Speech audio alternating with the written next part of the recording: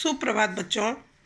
आज मैं सुधा अस्थाना आप सबको गोस्वामी तुलसीदास जी द्वारा लिखा हुआ वन पथ पर प्रसंग आपको मैं पढ़ाऊंगी। आप इसे अच्छी प्रकार से समझना। प्रसंग कहाँ का है बच्चों, ये आप अच्छी तरह समझ लीजिए। जब श्री राम, लक्ष्मण और सीता जी के साथ वनवास के लिए जा रहे हैं तो ग्रामीण महिलाएं उन सुकोमल शरीर वाले राम, लक्ष्मण और सीता जी को देखकर अत्यंत चकित होती हैं। सीता जी अत्यंत कोमल अंगों वाली हैं।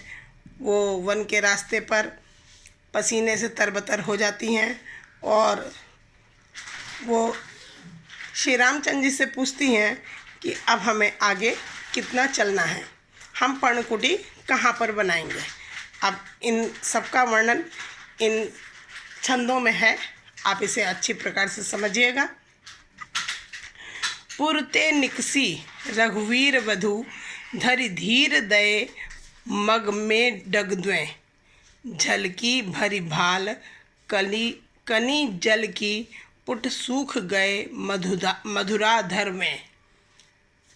सबसे पहले आपको क्या लिखना होता है? सबसे पहले संदर्भ आपको लिखना आता है, बता भी रखा है। और आप किस प्रकार से लिखिएगा कि प्रस्तुत छंद हमारी पाठ्य पुस्तक काव्य संकलन के वन पथ पर नामक प्रसंग से लिया गया है और इसके कवि गोस्वामी तुलसीदास जी हैं। सबसे पहले प्रसंग लिखिएगा, संदर्भ के बाद आपको प्रसंग लिखना है। अब प्रसंग क्या लिखोगे कि सुकोमल अंगों वाली सीता जी वन पथ पर जा रही हैं। इस पद में गोस्वामी जी ने उनकी व्याकुलता का वर्णन किया है। देखो, गोस्वामी तुलसीदास जी कहते हैं कि राम की प्रिया जानकी ने जैसे ही अयोध्या से बाहर निकलकर बड़े धैर्य के साथ मार्ग में 2 कदम ही रखे,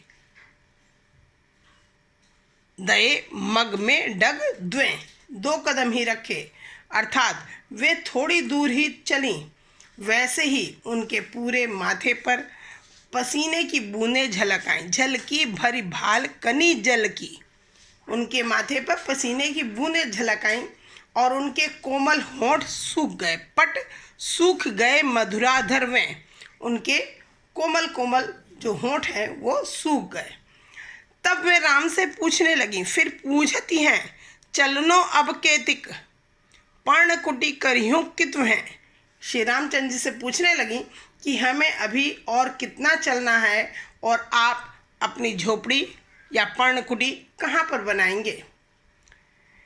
तिये की लखी आतुरता पिए की, आँखियाँ अति चारु चली जल चुएं। पत्नी सीता जी की ऐसी अधीरता देखकर प्रीतम राम की अत्यंत सुंदर आँखें आंसुओं से भर गईं और उनसे अश्रु प्रवाहित होने लगे। आगे देखिए बच्चों, जल को गए लखन है लरिका, परिखों पिए छाह घरीक हुए ठाड़े, पोछ पसेउ बयारी करो, अरु पाए परखियों भू भरी ढाड़े। सभी जितने भी इसमें छंद हैं, ये 5 छंद आज मैं आपको पढ़ाऊंगी। सब में संदर्भ वही है और प्रसंग आपका बदलता रहेगा और मैं बताती चलूँगी। दूसरे छंद का प्रसंग है, श्री रामचंद्र जी को वनवास की आज्ञा हुई है। वे लक्ष्मण और सीता जी के साथ वन की ओर चल पड़े। सीता जी के माथे पर पसीने की बूंदें झलक आईं। इस स्थल पर सीता जी की व्याकुलता और उनके प्रति श्री राम के प्रेम का सजीव वर्णन हुआ है। अब देखिए आप व्याख्या। सबसे पहले आप प्रसंग लिखेंगे, सबसे पहले संदर्भ, उसके बाद प्रसंग और उसके बाद व्याख्या। अब व्याख्या अच्छी प्रकार से समझिएगा। सीता जी कहती हैं कि लक्ष्मण जल लेने के लिए गए हुए हैं, अतः कहीं छाह में खड़े होकर घड़ी भर के लिए उनकी प्रतीक्षा कर ली जाए। तब तक पोंछ पसेव बयारी करो, तब तक मैं आपका पसीना पोंछकर पंखे से हवा कर देती हूँ। बयारी माने हवा कर देती हूँ, और बालू से तपे हुए पैर धो देती हूँ। और पाए परखियों भूभरी ढारे, आपके पैर जो बालू से तप गए हैं उनको मैं धो देती हूँ। तुलसी रघुवीर प्रिया शर्म जानी के, बैठी विलंब लो कंटक काढ़े। तुलसीदास जी कहते हैं, जब राम ने देखा कि जानकी थक गई है तो उन्होंने बहुत देर तक बैठकर उनके पैरों से कांटे निकालने लगे। जानकी नाह को नेह लख्यो, पुल को तनु बारी बिलोचन बाढ़े। जानकी जी ने भी अपने स्वामी के इतने प्रेम को देखा तो उनका शरीर पुलकित हो उठा और उनकी आंखों से आंसू प्रवाहित होने लगे। अब तीसरा छंद देखिए आप। रानी में जानी अजानी महा, पविपाहन हूत कठोर हियो है। राजहु काज अकाज न जान्यो, कहो तिय को जिन कान कियो है। अब प्रसंग क्या है? यहाँ ग्रामीण स्त्रियों के माध्यम से राजा दशरथ और कैकेयी की निष्ठुरता का वर्णन किया गया है। अब देखिए व्याख्या कि गांव की एक महिला कहती है कि मैंने समझ लिया है कि रानी कैकेयी बड़ी अज्ञानी है। उनका हृदय तो पत्थर और वज्र से भी कठोर है। पाहन माने पत्थर, कह रही उनका हृदय पत्थर से भी और वज्र से भी अधिक कठोर है। और उधर राजा दशरथ ने भी उचित अनुचित का विचार नहीं किया। राजहु काज अकाज न जान्यो, कहो तिय को जिन कान कियो है। जो राजा दशरथ है उन्होंने भी उचित अनुचित का विचार नहीं किया और केवल स्त्री के कहने पर इन्हें वन भेज दिया है। केवल अपनी स्त्री के कहने पर इन कोमल कोमल राजकुमारों को पत्नी के साथ वन में भेज दिया है। ऐसी मनोहर मूर्ति ये, बिछुरे कैसे प्रियतम लोग जियो है। क्या कहती हैं ग्रामीण स्त्रियाँ कि ये तो इतनी लुभावनी मूर्तियाँ हैं, इतनी मनोहर मूर्तियाँ हैं, इनके बिछुड़ने पर इनके परिवार के लोग किस प्रकार जीवित रह रहे होंगे। आँखिन में सखी राखिबे जोग, इन्हें किमी के वनवास दियो है। कहती हैं ग्रामीण स्त्रियां, हे सखी ये तो आँखों में बसाने योग्य हैं, अर्थात सदैव सुंदर दर्शन करने के योग्य हैं, फिर इन्हें वनवास में क्यों दे दिया गया है, इन्हें वन में क्यों भेज दिया गया है। आगे देखिए। शीश जटा उर बाहु विशाल, बिलोचन लाल तिरछी सी भोहें। तून सरासन बान धरे, तुलसी बन मार्ग में सुठी सोहें। अब प्रसंग देखिए कि श्री राम लक्ष्मण और सीता जी के साथ वन जा रहे हैं। मार्ग में ग्रामीण वधुएं सीता जी से राम के बारे में पूछती हैं और उनसे परिहास भी करती हैं, उनसे हंसी भी करती हैं। इस प्रसंग का चित्रण करते हुए तुलसीदास जी कहते हैं कि ग्रामीण वधुएं, ध्यान दो, ग्रामीण वधुएं सीता जी से पूछती हैं कि जिनके सिर पर जटा है, शीश जटा, जिनके सिर पर जटाएं हैं, जिनकी भुजाएं और वक्षस्थल अत्यंत विशाल हैं, उर माने हृदय, बाहु माने भुजाएं, जिनकी भुजाएं और वक्षस्थल अत्यंत विशाल हैं, जिनके नेत्र लाल हैं, बिलोचन लाल, बिलोचन माने नेत्र, उनके नेत्र लाल हैं, और जिनकी भौहें तिरछी हैं, तिरछी सी भौहें, उनकी भौहें तिरछी हैं। तून सरासन बाण धरे, जिन्होंने तरकश और धनुष और बाण संभाल रखे हैं।